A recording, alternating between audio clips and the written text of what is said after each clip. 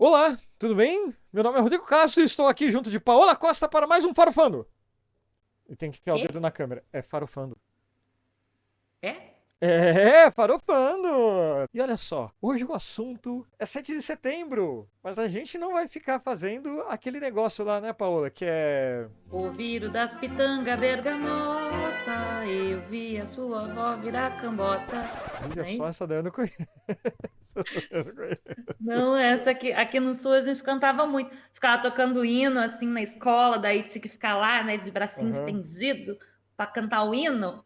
Aí, em vez de cantar o hino, as crianças ficavam: o viro da pitanga bergamota, É que aqui não é vi a bergamota, tua aqui é avó mexerica. virar cambota. Eu sou da É, mexerica. aí é mexerica ou Mexerica. tangerina, né? Eu acho que não combina muito mesmo. Eu não É, o sei, viro de mas tudo piranga bem. tangerina, não vai combinar. Nem mexerica. Mas aqui não vamos passar pano pra milico, não vamos falar que milico é bom, não. A gente é contra milico, Paulo? A gente é contra milico, né? Dá para deixar um contingente um pouquinho menor, é porque Né? aquilo, né? Para eles não pode ficar sem defesa, aquela coisa toda, não é bom. Não é para a gente reduzir um pouco o contingente? E se botasse todo mundo pra trabalhar? Se botasse eles para limpar os parques, botasse pracinha em dia. Porque pensa bem, por exemplo, aqui perto de casa tem uma pracinha que tá toda destruída. Se botasse a milicada ali daquele quartel que tem aqui perto para arrumar essas pracinhas, Seria legal, né? Mas não, a gente vai falar de algo que a gente pode chamar de ressignificação, talvez, que é algo que acontece desde 95, que é o grito dos excluídos e das excluídas. Por incrível que pareça, eu fiquei surpreso, eu conhecia por conta dos movimentos de esquerda. E pesquisando, é uma iniciativa da CNBB, né? Do Conselho isso. Nacional de Bispos do Brasil. É porque a gente teve durante muito tempo no Brasil, dentro da Igreja Católica, a gente teve muitos movimentos progressistas. A Igreja Católica ela teve isso, ela teve esse período em que se juntava a sociedade civil, se juntava a comunidade e as pautas eram progressistas. Não é que a Igreja Católica, tipo, do nada, a Igreja Católica é esquerdista, comunista, né? Mas é que vinham pautas mais progressistas. Eu não estou dizendo pauta progressista no sentido de, sei lá, casamento civil igualitário, coisas assim. Mas era muito nesse viés de acabar com a fome, acabar com a pobreza, fazer trabalhos comunitários, que as pessoas entendessem como comunidade, as pessoas frequentassem a igreja e mesmo que elas não morassem no mesmo bairro, elas se entendessem como uma comunidade que precisava estar junto para se fortalecer e para fortalecer aqueles que estavam perto. A igreja teve durante muito tempo esse papel. Não era toda a igreja católica, mas teve uma quantidade de bispos e padres bem grande que começou a fazer esse trabalho. Aí entra, aos poucos, quando a política começa de novo a se envolver com a igreja, né, que volta a ter, e aí o conservadorismo, a extrema-direita começa a tomar conta ali, começa a ter uns padres com um discurso mais extremista, né, com esses discursos meio fachos. Esses padres fazem o contraponto, trazendo a política, não a política do tipo, você tem que votar em tal número, em tal candidato, mas trazendo essa política assim, olha, na hora que você for votar, você tem que escolher alguém que represente a tua comunidade, que represente os teus valores, que represente quem você é. Se o seu viés é que a gente acabe com a fome no mundo, que a gente acabe com a sede, que a gente acabe com a miséria, que a gente acabe com o que existe de pior, né, na sociedade, que é isso, que é a fome, a miséria, a pobreza, você precisa votar em alguém que tenha essa pauta. Não adianta votar no empresário, que a pauta dele é a manutenção do bolsa de valores, tipo assim. E é absurdo também pensar que criar políticas pro povo ter menos fome virou uma pauta de esquerda. O povo se incomoda com casamento gay, mas morrer de fome tá beleza. Os mesmos deputados que votaram, e aí a gente entra numa outra situação, né? Os mesmos deputados que votaram ontem quando Desenrola Brasil, que é entre terça e quarta-feira ali teve as votações para o Desenrola Brasil, para baixar juro de cartão de crédito. Teve várias votações assim na Câmara entre os dias entre 4, 5 e 6 de setembro. Então, assim, os caras votaram contra baixar juro, os caras votaram contra o Desenrola Brasil, os caras votaram contra a população conseguir limpar seu nome, né? Mas esses mesmos deputados estão querendo proibir o casamento civil igualitário. Quer dizer, a pessoa que ela precisou fazer uma dívida porque ela ficou desempregada durante a pandemia, ela precisou comprar comida e ela fez uma dívida para poder comprar comida, não limpar o nome e tá com o nome sujo, não poder fazer um empréstimo, não poder fazer um financiamento, não poder fazer nada porque ela tá com o nome sujo, ela não pode fazer um crediário de uma loja. Dependendo da região do país, sim, ainda existe crediário em algumas regiões do país, gente. Sim, E sim, essas sim. pessoas não podem fazer crediário, tá? Nem cartão de crédito, se elas quiserem Não, fazer um cartão cartão de de crédito para crédito, nem comprar uma pensar. geladeira em 10 vezes, ela não vai poder fazer o cartão de crédito para comprar geladeira, tá? E aí, assim, esses caras estão votando contra coisas que são boas para o pobre, né? Para a camada mais baixa. E maior preocupação deles com o casamento civil igualitário, grande. Não pode ter duas pessoas se casando. Né? Duas mulheres, dois homens se casando. Olha que absurdo. É fora de medida. Não, não é dois pesos e duas medidas. É literalmente jogar fora qualquer noção de igualdade, né? Porque é isso que o Grito dos Excluídos também não, tenta enfrentar realmente, que é a desigualdade. Porque quanto mais desigualdade, mais o pobre se ferra, mais aumenta a fome. A gente já comentou no podcast algumas vezes, falando dos alimentos ultraprocessados. A qualidade deles está cada vez pior para ele ficar mais barato. Para O que o pobre tem condição de comprar é aquilo lá mesmo. É o que tem de pior no mercado. Então, quanto menos desigualdade no país, mais condições do pobre ter uma vida próximo de ser plena, porque infelizmente no sistema capitalista, e isso está no site da CNBB, a denúncia ao capitalismo, nessas palavras mesmo, o capitalismo não tem isso de trazer oportunidade a todos, nem é o do que mais se esforça. O capitalismo, ele consegue agrupar o capital em determinado grupo e ali fica. Sabe aquele papo lá, dinheiro traz mais dinheiro? É literalmente isso, porque quem é rico, quem é milionário, quem é bilionário, não tem problema de comprar cesta básica. Agora, todo mundo que está abaixo disso, até quem financia o seu HB20 em 46 meses, tem esse problema.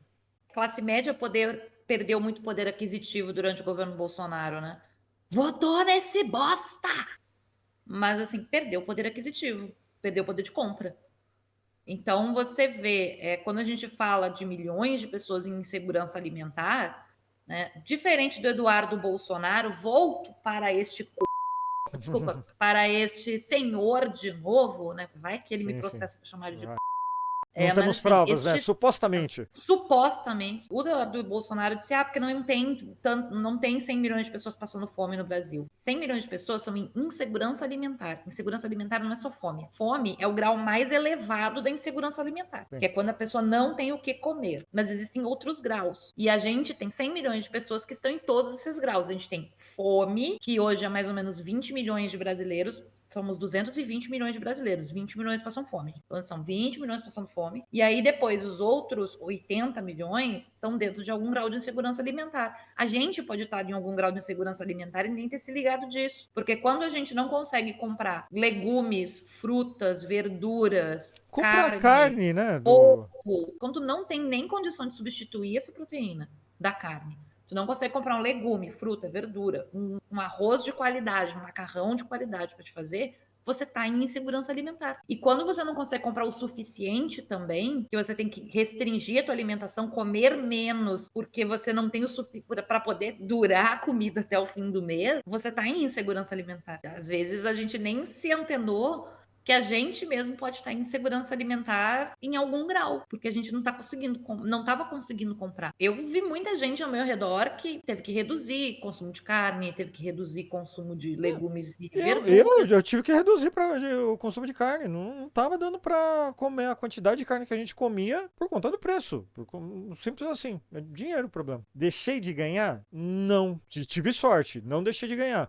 Mas desvalorizou muito o dinheiro e os preços subiram demais. É o poder de compra, né, que a gente Sim. fala. E é isso, assim. E aí, quando a gente vem para o grito dos excluídos e das excluídas, uma pauta que eles sempre trouxeram há mais de 20 anos, né, que existe o grito, Sim, é É essa 29ª a edição, né? Exato. Uma das coisas que eles olham é a conjuntura que a gente tá, né? Qual é a conjuntura política, qual é a conjuntura social que o Brasil está vivendo? E aí, em cima disso, é que acontece a organização do grito. Porque a organização do grito não é tipo 7 de setembro vamos pra rua marchar, ê, vida louca, né? Passam o ano inteiro construindo, que é nesse sentido, sabe? De olhar assim, pô, a gente já teve um momento que o Brasil saiu do mapa da fome. Então, a gente pode falar em consumo de água, a gente pode falar em meio ambiente, pode falar um pouco mais de outras pautas. Tanto que era bem associado à campanha da fraternidade. Eu me lembro dessa época que eu trabalhei em escola católica. Teve um ano que a campanha da fraternidade foi sobre a água e a gente trabalhou o ano inteiro a questão da água na escola e as igrejas estavam trabalhando, as igrejas que tinham esse viés mais progressista, né, que os padres tinham esse viés mais progressista, trabalhando essa questão de reduzir o consumo, da agricultura ser mais sustentável para não consumir tanta água, sabe, da pecuária ser mais sustentável, etc. Porque a conjuntura política permitia. E agora a gente está numa conjuntura política que, apesar de Lula, a gente ainda está colhendo o fruto maldito do Bolsonaro. A gente sabia, né, que no Lula entrando não ia resolver todos os problemas da noite pro dia. Tá andando, a gente tá vendo que tá andando, mas infelizmente vai demorar ainda pra ficar bom, vamos dizer assim, sabe? Ou ficar menos pior. Bom, na 29ª edição, o tema é vida em primeiro lugar. Você tem fome e sede de quê? A gente tá vendo aí um monte de governador, um monte de prefeito querendo privatizar tais de saneamento básico, de tratamento de água. Um beijo, Eduardo Leite, que Não, privatizou a Corsã aqui no Rio Grande do Sul, que é a rede de tratamento de água e esgoto. aqui de Guarulhos eu nem falo nada, né? Isso sem falar da insegurança alimentar, né? Alimento de qualidade inclui até o agrotóxico que vai no seu alimento. MST, por exemplo, é um dos poucos produtores de alimentos orgânicos e eles não têm incentivo algum. O que acontece, né? A gente hoje tem poucos assentamentos rurais, considerando que a gente tem um vasto território, a gente tem muita área improdutiva, né? A área improdutiva, leia-se, áreas que poderiam estar sendo utilizadas para agricultura, não estão porque não estão, porque os caras só deixaram o terreno lá. Aí o que os caras fazem? Eles jogam umas cabeças de gado de vez em quando lá em cima para fingir que está sendo área produtiva para o governo não comprar, né? Porque na verdade o governo não toma, o governo compra. E assim, a gente tem muita terra produtiva no Brasil e os alimentos do MST, eles são muito bons, eles são orgânicos, etc. Mas eles não conseguem chegar na mesa de todo mundo. Primeiro, porque a gente não tem muito. A gente precisaria ter uma reforma agrária, ampliar a reforma agrária no Brasil. Eu, particularmente, vou falar uma opinião impopular para o agro, porque é impopular para o agro, Ah, né? tá. A minha opinião impopular para o agro é: foda-se o agro. Eu acho que se o cara não está produzindo, o governo tem que tomar as terras mesmo, não tem que pagar nada, entendeu? Tem que ir lá e tomar as terras mesmo e entregar para o pequeno produtor rural, porque esse cara vai saber o que fazer com essa terra. Né? E vai saber mesmo, porque eu já visitei assentamento da MST. Eu posso dizer para você, assim, os caras levantam 5 da manhã e vão pra roça aqui, ó, cara. Os caras produzem, os caras trabalham. Eu não conseguiria trabalhar que nem a MST trabalha nos assentamentos, não. Não teria essa capacidade, competência que esses caras têm. E o produto poderia chegar mais fácil na nossa mesa se tivesse mais agricultura orgânica. E a agricultura orgânica, ela não é mais barata do que a agricultura que a gente está acostumado, justamente porque a agricultura orgânica, ela demanda mais mão de obra. E aí que está como o assentamento é importante, como a reforma agrária é importante, porque ele emprega muita gente. O cara que está produzindo soja, ele não tem essa quantidade de empregos que um assentamento, às vezes com metade do tamanho do produtor de soja, vai ter. E por que isso acontece? Porque o produtor de soja, ele precisa do agrônomo, que não trabalha só na plantação dele, às vezes trabalha em 2, 3, 4, para 2, 3, 4 fazendas. Ele precisa de uma máquina agrícola e um operador de máquina agrícola. Aí ele vai ter, claro, ele vai ter o operador do silo, ele vai ter algumas outras coisas assim, mas ele não vai empregar centenas, porque você tem uma máquina que faz tudo. E quando você vai tocar agrotóxico e você vai tocar pelo ar, você contrata alguém que vai passar com o teco-teco lá por cima, tacando o agrotóxico. Então, assim, ele vai ter o contrato e esse cara vai passar por várias fazendas jogando agrotóxico. E aí a gente chega com aquele alface que, assim, você pode botar no fundo da geladeira a alface, deixar 10 dias, que daqui a 10 dias ela vai estar igual. Porque ela é puro agrotóxico, né? Você imagina que coisa boa pro teu organismo aquilo ali. E o MST não. O MST, o pequeno produtor rural, as cooperativas de trabalhadores rurais, elas fazem a coisa na mão. Então, elas não estão tocando agrotóxico. Quando tem uma praga na lavoura, o negócio é muito manual. Não é que ele não use máquina, ele vai usar a máquina para colher, ou ele vai usar a máquina para algumas coisas, mas assim, o trabalho em si é muito manual, justamente porque demanda um cuidado com a lavoura. Você tem que cuidar se aquilo ali não está tendo praga, para remover uma planta que está doente, para analisar se a planta não está adoecendo, se não está chegando nenhuma praga na lavoura, para expulsar pragas, etc. Então, assim, é uma alimentação super saudável. Só que não é uma alimentação fácil, é uma alimentação que demanda muita gente trabalhando. E seria o ideal para o Brasil. Assim, se a gente tivesse mais produção, a gente Espaço a tinha. gente tem, né? O negócio é um incentivo, talvez, ou então até proteção para os que já tem, porque, bom, a gente está vendo aí a CPI do MST. Ainda bem que não está dando em nada, mas a gente tem políticos ali que estavam querendo palco para as eleições municipais aí. Ainda bem que não conseguiram. E, assim, excelente posicionamento da maioria das pessoas da esquerda ali, dos políticos de esquerda que estavam ali presentes. O MST foi genial na maioria das convocações que membros foram lá. E só com a verdade. O absurdo de tudo isso é alimentação saudável brigando com gente que quer te vender veneno no meio da comida. Literalmente, porque os Né? deputados que estavam lá votaram a favor do agrotóxico e de químicos que são proibidos em mais de 100 países. Se eles são proibidos em mais de 100 países, inclusive é o que está fazendo a gente ter problemas com o acordo Mercosul-União Europeia, né? O acordo Mercosul-União Europeia, que é um acordo muito importante para a gente poder ampliar exportações, etc., é um acordo que não está rolando por causa dos agrotóxicos que estão sendo usados aqui. Que é uma negociação feita em bloco, né? Então, assim, É. se o Brasil, dentro do bloco, tá fazendo merda, não vai conseguir vender em bloco também para a União Europeia. Há muito tempo atrás, a gente viu que já tinha alguns mercados na União Europeia, se eu não me engano, na Holanda, que já estava avisando que não ia mais comprar produto brasileiro, que não ia mais vender produto brasileiro por conta dos agrotóxicos. Agora, o alimento com agrotóxico não é bom para o holandês, mas é bom para o brasileiro? Tem que fazer essa conta aí, porque acho que essa conta não tá certa não, né? Tem deputado que acha que sim. Tem que pegar esse deputado, dar pegar esse pote de todinho, sabe?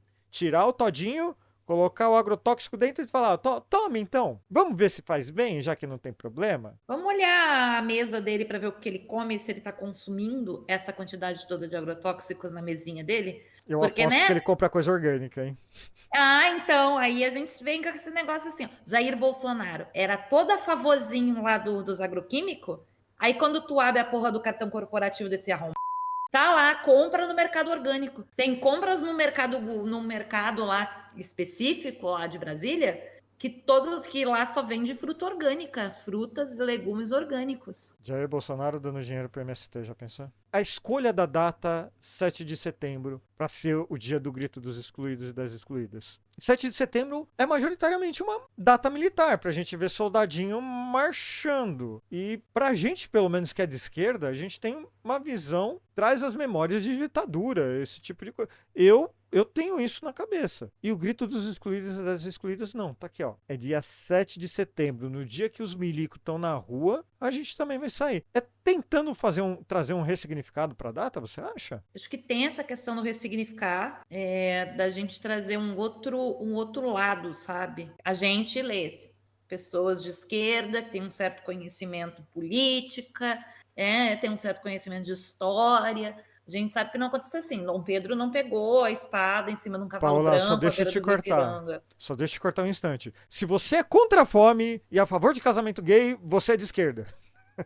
Brasil 2023. É basicamente isso hoje, tá? Comunistas! Né? Comunistas, todo mundo. Mas assim, não foi isso, né? Não foi Dom Pedro lá, chegou, gritou, ei, independência ou morte, e Né? aí independência ou morte, e a partir daí Brasil virou independente. A gente teve muita luta. E o Gritos Excluídos, ele vem para lembrar que a gente teve muita luta. Então, que não foi uma tarefa que não foi simples, que a independência do Brasil não foi uma independência para todos. A gente não teve liberdade para todo mundo. Quando o Brasil se torna independente da coroa portuguesa, nesse caso, quando o Brasil deixa de ser parte da coroa portuguesa, a única coisa que acontece é que a gente deixa de ser parte da coroa portuguesa, porque o Brasil continua sendo uma monarquia escravagista, o Brasil vai continuar trazendo escravos do continente africano, vai continuar tentando escravizar os nossos povos originários, vai continuar matando povos originários, vai continuar matando populações locais, vai continuar matando preto, vai continuar matando pardo, e até hoje a gente continua fazendo isso. O Brasil continua matando indígenas, continua matando preto,